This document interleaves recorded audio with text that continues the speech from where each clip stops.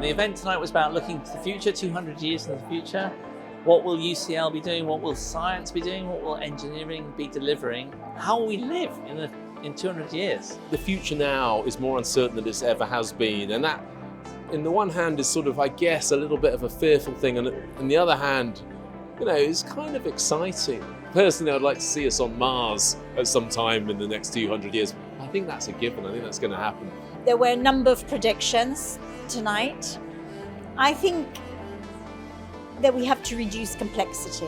We're able to, for example, to transmit more information at much greater speeds, but the value of the information we're transmitting isn't necessarily increasing. So I always say we can transmit more bits per second, but the information per bit is dropping.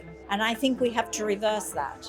For me, it was looking at the food system, and the questions of the food system that are most pressing are not, can we engineer some spectacular food down to a pill, but can we make delicious, nutritious food, the food that we've evolved to eat, we've been eating for millennia? Can we do that without destroying the planet, without wrapping it all up in plastic, without filling our atmosphere with carbon, and without polluting our rivers with antibiotics? And I feel we have lots to be optimistic about in that regard. Our buildings, our bridges, our tunnels will all be sort of living entities. They will look after themselves, they will heal themselves.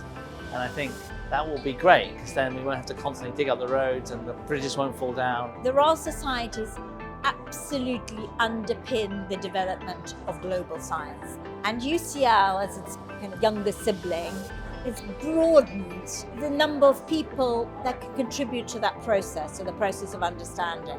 The future that we look at that's unfolding in front of us is there to be created by us, and institutions like UCL have a central role in how it unfolds, and so this is why other people should want to be here. So yeah, I think it was a great evening looking at what the future holds.